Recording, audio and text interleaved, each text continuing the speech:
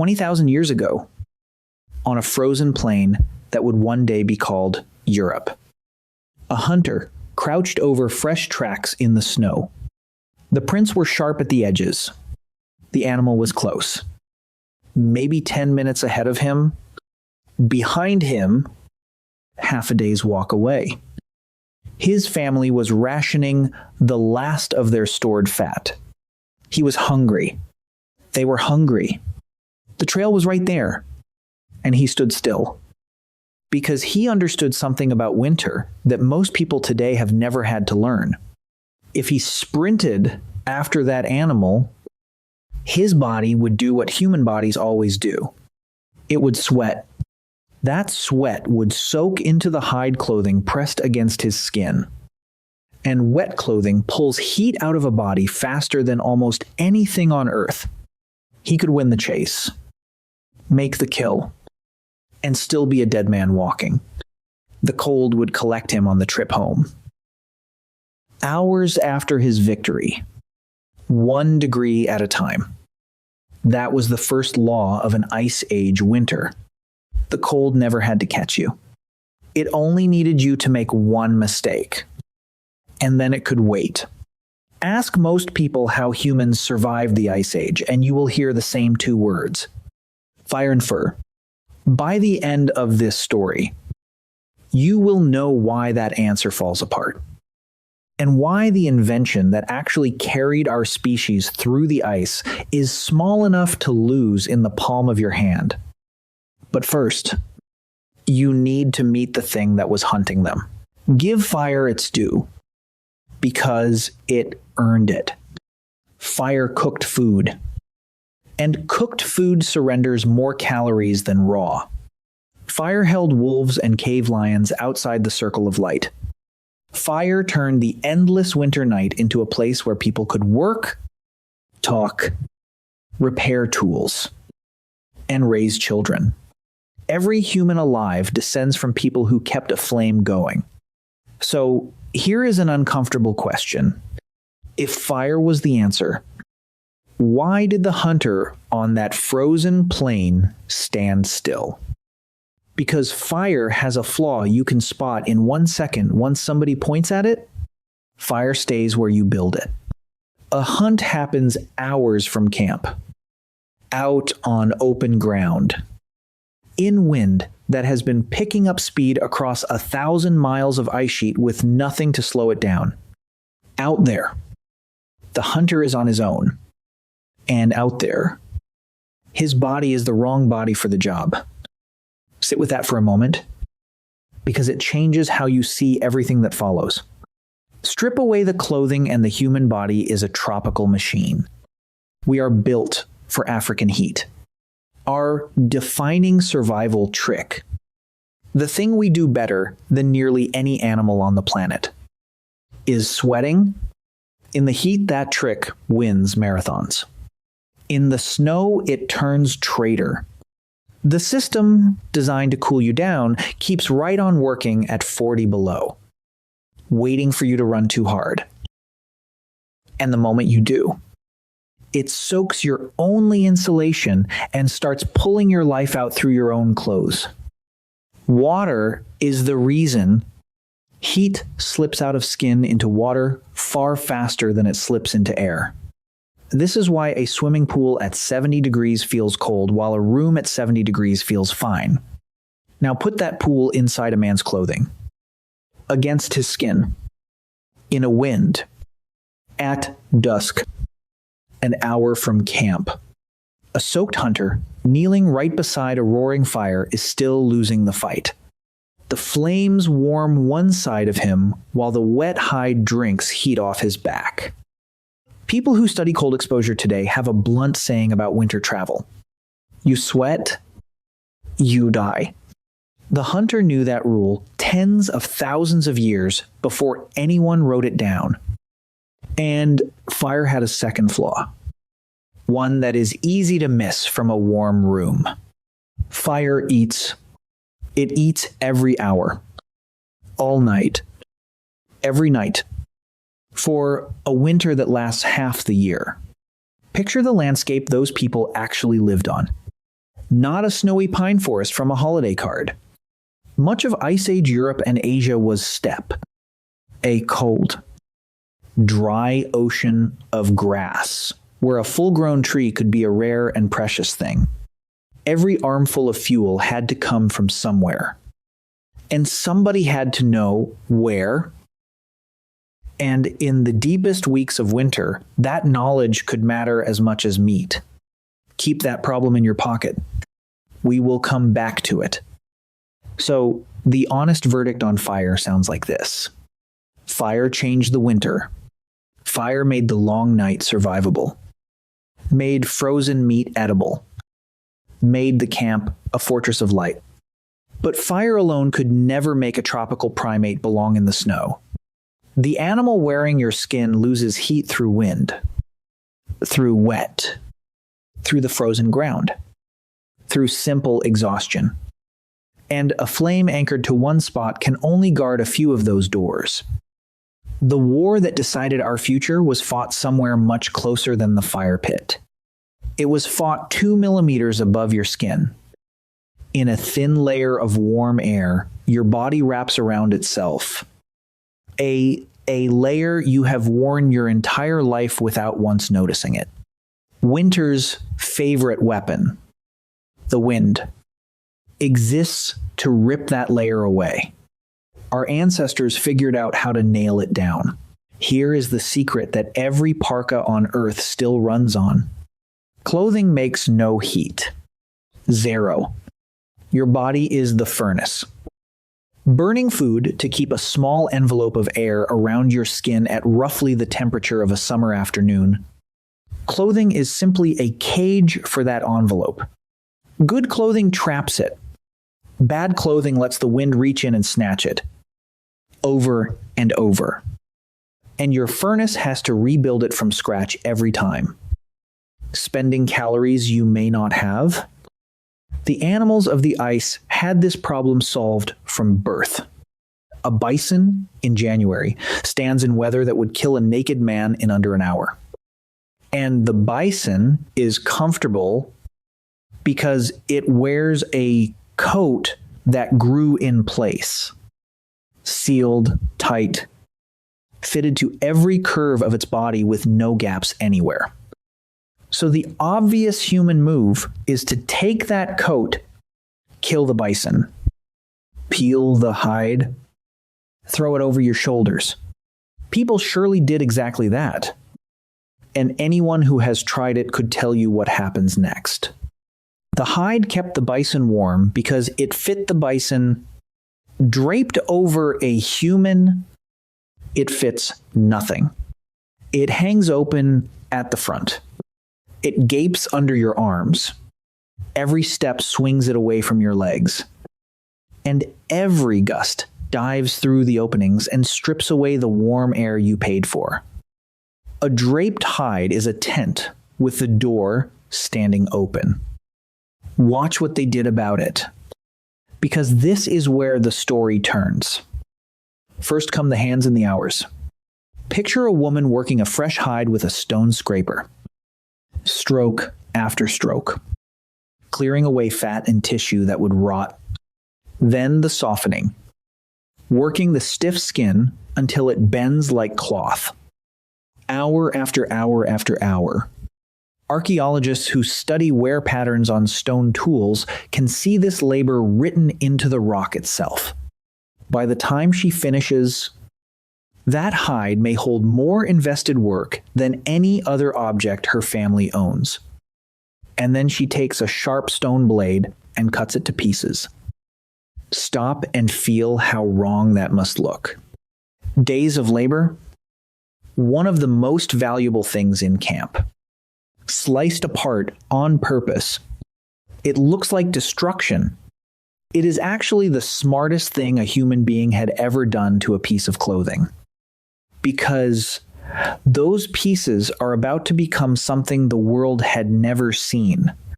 A tube for each arm, a tube for each leg, a hood shaped to a skull, layers that sit inside other layers. She is rebuilding the animal's fit. The sealed coat it was born with. Except now it is shaped for a human frame. The pieces need joining. And the joining is the miracle, a thread of sinew, pulled tight through holes punched by a sliver of carved bone with an eye drilled through one end. A needle, smaller than your little finger, thin enough to snap if you pinch it wrong. Hold the two tools side by side in your mind. The spear gets the glory. The cave paintings, the museum posters. But a spear feeds you for a week. A seam keeps you alive every hour of every day. Awake and asleep. Hunting and resting. For years. The seam is the wall that holds your envelope of warm air together. The sealed border that finally lets a tropical body walk out into 40 below and keep its little bubble of Africa wrapped around it the whole way. If you want a single object that let our species take the ice, skip the weapon rack. Look in the sewing kit. Now, honesty matters here. So let us be straight about what the ground actually gives us. The clothing itself is gone. Hide and fur rot. And tens of thousands of winters have erased every stitch. So no museum on Earth holds a true Ice Age coat. What survives is the needle. Bone needles with drilled eyes start appearing in the archaeological record tens of thousands of years ago, at sites scattered across the cold latitudes of the Old World. And each one is a quiet confession. Nobody carves a delicate-eyed needle to drape a loose hide over their shoulders. A needle means seams. And seams mean fitted clothing. An entire vanished wardrobe testifying through the one small tool that outlived it. Reading a needle this way is like reconstructing a hand from the glove it left behind. One more piece of the outfit deserves its own mention. Because bodies in the cold play favorites. When heat runs low, your body cuts supply to the border towns first. Fingers, toes. It will sacrifice a foot to save the core. And out on the ice, a ruined foot is a death sentence with a delay on it. So the people of the ice-built footwear, layered and stitched and lined and guarded it the way you would guard the last of the food. Remember the boots. Later in this story, a single burst seam on a child's boot is going to bring an entire camp to the edge of the longest night of the year. So picture the finished human. Dressed. Sealed sleeves. Sealed hood. Layered core. Guarded feet. A walking climate. Carrying summer on the inside. It works so well that versions of it would carry people across Siberia, over a land bridge, and into two empty continents. But a walking climate has a limit, and the limit arrives every single evening. Sooner or later, the body has to lie down, and the frozen ground has been waiting for it all day. The ground does not look like a killer. It just lies there, white and quiet. But physics keeps its own books. And the books say that heat always flows from a warm thing into a cold thing whenever the two of them touch. All day long, the ice sheet under your boots has been quietly taxing you through the soles of your feet. A slow leak that layered footwear can manage. Then night comes, and the body has to lie down, and the leak becomes a flood. A sleeping person lays a huge stretch of their body flat against ground that may be colder than the air itself, and the earth begins drinking heat through every inch of the contact. You can be dressed perfectly, fed, healthy, and still lose the war in your sleep. Unconscious, never knowing the fight was on, So the second front of the Winter War opens at bedtime. And the people of the ice answered it with an idea so sharp, it still runs your house tonight. They gave up trying to be warm in the winter. Instead, they built a small space where the winter was not allowed in. And they made that space tiny on purpose. Nobody can heat the outdoors. A handful of human bodies and one modest fire can absolutely heat a pocket of air the size of a small bedroom. And the smaller the pocket, the faster it warms and the less fuel it burns. A shelter is math before it is architecture. Shrink the space until your own furnaces can defeat it. Watch a camp go up on the open steppe, because every choice is a move in the same game. It starts before anything is built, with someone reading the land. Wind is winter's fastest weapon. So you park your home in the wind's blind spot, the low side of a ridge, a fold in the ground, a river bluff, anywhere the moving air has to leap over you instead of through you. Then a frame goes up.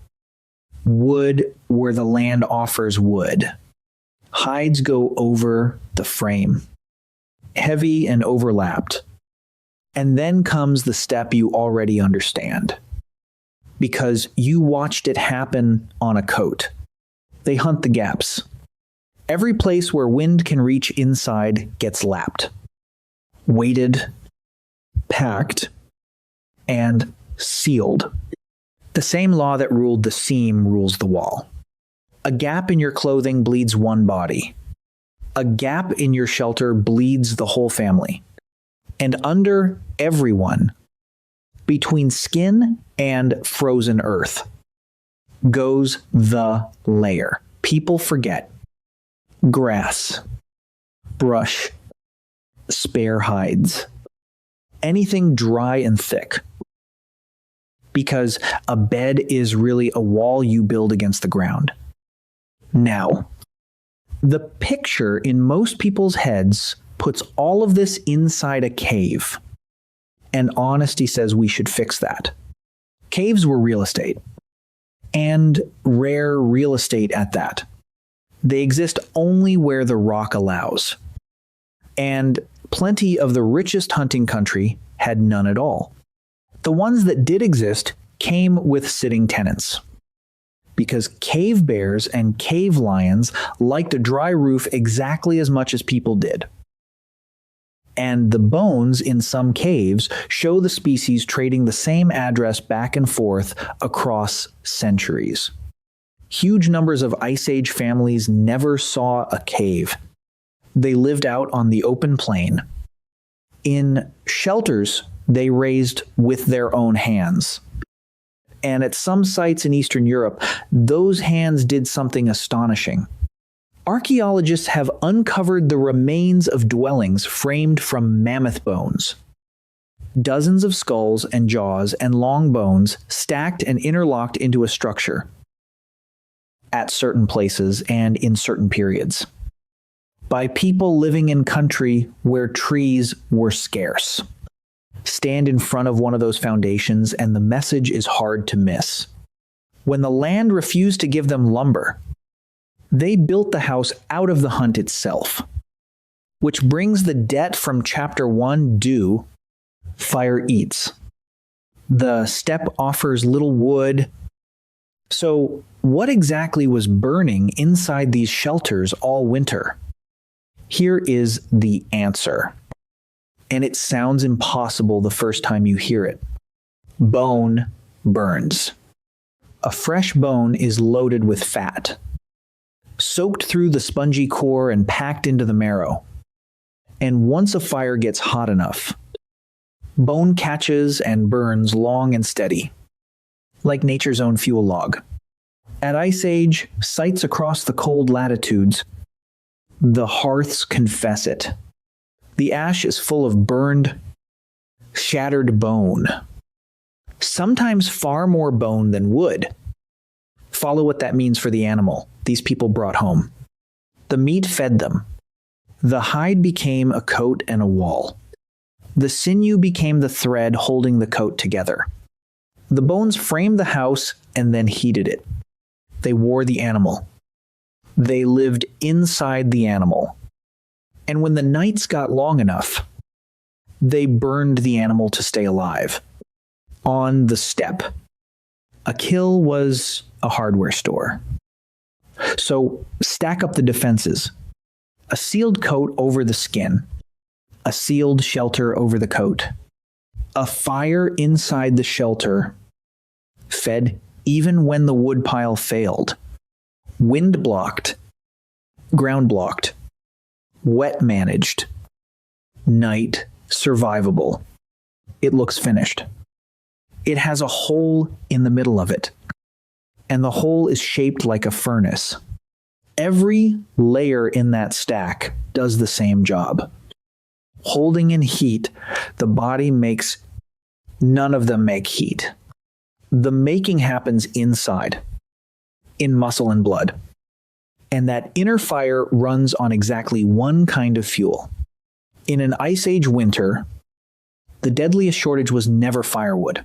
Every winter camp on the ice ran on two fires. One crackled in the hearth where everyone could see it. The other burned inside each person's chest. Invisible, silent, and far more important. Because the hearth fire went out every time the fuel ran low and everyone survived. The moment the inner fire went out, someone's story ended. You have felt that inner fire get desperate. Even if you never knew its name, shivering is not a symptom of cold. Shivering is a strategy against it. Your muscles firing on purpose. Burning fuel to make emergency heat. Your body shoveling calories into the furnace as fast as it can. It works. And it costs a fortune. A shivering body can tear through energy several times faster than a resting one, which turns winter hunger into something much worse than suffering. Out on the ice. An empty stomach means the furnace is running out of fuel while the cold leans on the door. Starving in summer takes weeks to kill you. Starving in an Ice Age winter can hand you to the cold in days. Because the cold was always the executioner. Hunger just unlocks the gate. So food on the ice was heat. Plain and simple. And that changes the answer to a question you think you already know. Picture the hunt gone right for once. A big animal down on the snow. A whole camp's survival lying there in one body. What is the treasure? Every modern instinct says the meat. The lean red meat. The protein. And every modern instinct is wrong. Lean meat has a dirty secret that northern peoples and polar travelers learned the hard way. A human body running almost entirely on lean protein starts to fail. The system chokes on it. Weakness sets in. And a person can eat their fill every single day and still starve. A nightmare with rabbit meat at the center of it. In the old accounts of the far north, what a body in deep cold screams for is fat. Fat carries more than twice the energy of lean meat. Pound for pound, and fat is exactly what the furnace wants. Watch experienced hands butcher that animal on the snow, and you can see the priority written in the order of the work. The fat around the organs, the fat behind the eyes, the rich deposits along the back, all of it claimed like treasure, because that is precisely what it is. And then someone picks up a leg bone, sets it across a stone, and starts hammering. The first crack sounds like vandalism. It is actually banking. Sealed inside the shaft of that bone sits marrow. Dense. Buttery. Some of the richest food the animal has to give. Locked in a vault of solid bone where wolves and time have a hard time reaching it. A few precise blows split the vault. and out comes fuel your furnace can burn all night. Archaeologists find the evidence everywhere across the cold latitudes. Mountains of leg bones smashed in the same deliberate way, at site after site after site.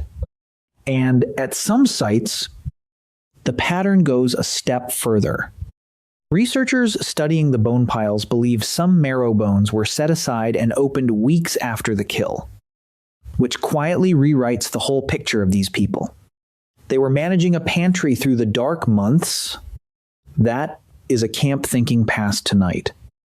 An honest note belongs here, because the ice covered half a world and no single menu covered the ice. Some regions leaned on reindeer, some on horse and bison, some on fish and small game and stored plants. And the mix shifted with the seasons and the centuries. What every version shared was the arithmetic: calories in had to outrun calories out all winter. No exceptions. That arithmetic is the last piece of the hunter in the snow. The man from the beginning of this story, standing dead still over fresh tracks. You can see the whole equation behind his eyes now. A sprint might win him the animal. The same sprint burns a fortune in calories. And if it soaks his clothing, the cold collects him on the walk home. Lose the gamble and the damage lands twice. Fuel spent from the camp's reserves and nothing coming back in. An empty pantry and a weakened furnace in the same stroke. He is standing still, because standing still is sometimes how a hunter feeds his family. Patience, out here, is a survival organ. So look at the full stack of defenses now. The seam, the shelter, the hearth, the marrow, skin, walls, flame, fuel. 4 layers of armor between a tropical body and a frozen planet. And every layer works. Now find the crack running through all 4. The fire needs feeding at 3 in the morning while the firekeeper sleeps.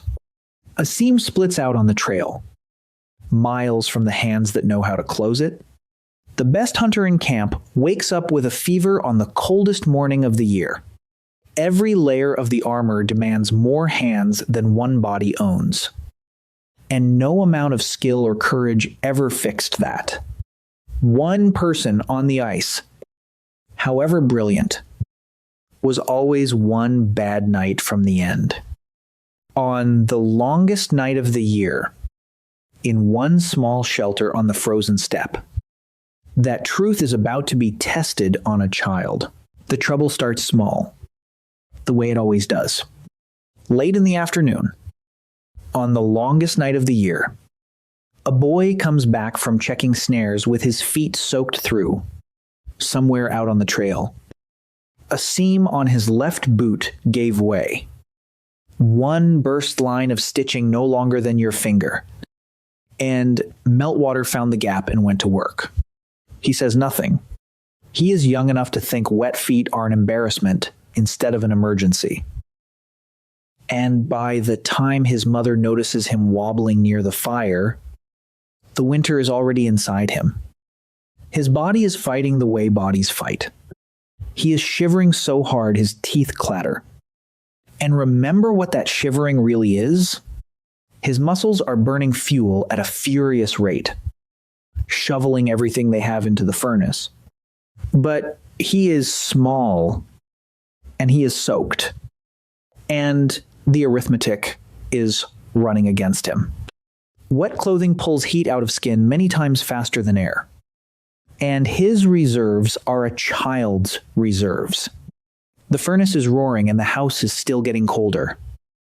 Then, a little while later, the shivering stops.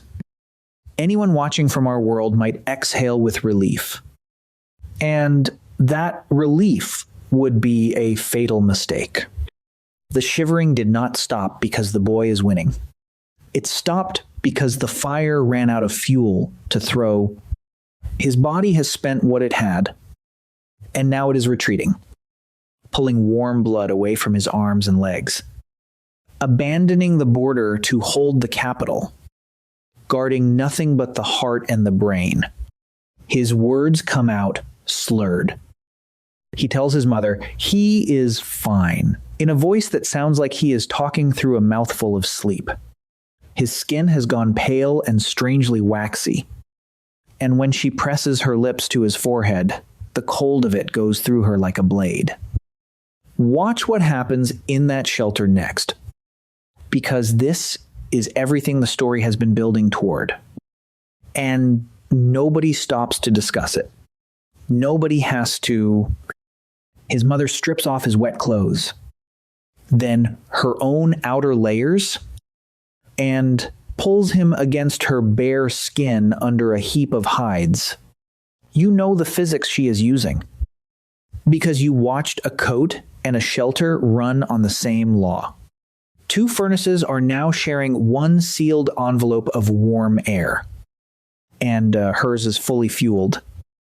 And every degree it makes flows into him. An older man rebuilds the fire without a word, and there is no woodpile to feed it. So he reaches into the winter stores and feeds it the reserve. Split leg bones, the fat inside them catching slow and burning steady, the hearth eating into food to buy heat. A woman sets a hollowed skull of water near the flames and drops in marrow. And when it melts, she spoons the warm fat between the boy's lips a little at a time. Hot fuel poured straight into a dying furnace. Someone else takes the wet boots, and in the corner, closest to the light, an old woman sits down with a thread of sinew and a sliver of carved bone with an eye drilled through one end.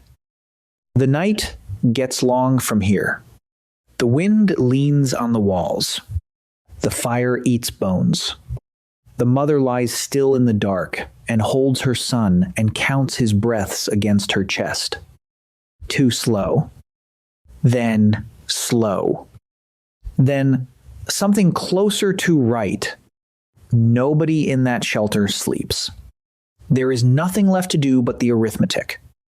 Heat flowing in through skin and fat and flame. Heat leaking out through a small body that took a heavy blow.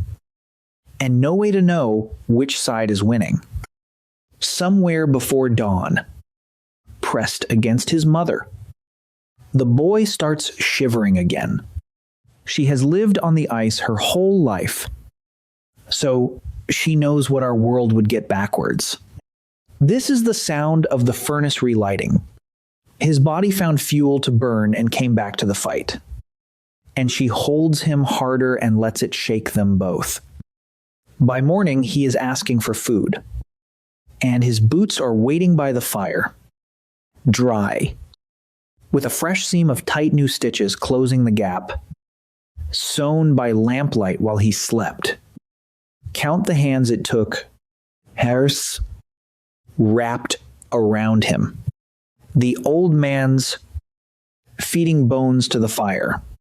The spooned marrow, the needle in the corner, 4 layers of armor, arriving all at once, carried by 4 different people. That was the real shape of the thing. The machine under all the machines. Every defense these people ever built ran on the one resource the winter could never freeze. Other people who would spend their own warmth, their own food, and their own sleep to keep your furnace burning. The boy lived because on the worst night of the year, nobody in that shelter was ever really alone.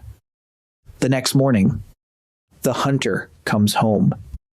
He is the man from the beginning of this story. The one who stood dead still over fresh tracks in the snow. And the hunt he chose instead was careful, slow, and small. He walks into camp carrying 1 lean hare, half a meal for a camp this size. and on the books that looks like failure. Then look at what he walks into. The shelter is standing. The fire is burning. A boy who nearly slipped away in the night is sitting up and eating warm marrow, wearing boots with a fresh seam. The stores the hunter helped fill in the fall fed the fire and the family while he was gone. And tonight the camp's food will feed him, and tomorrow his hair goes into the pot. He came back with almost nothing, and he came back to everything. Because survival here was never a solo score. It was a running account that the whole camp paid into. And the balance is everyone still breathing.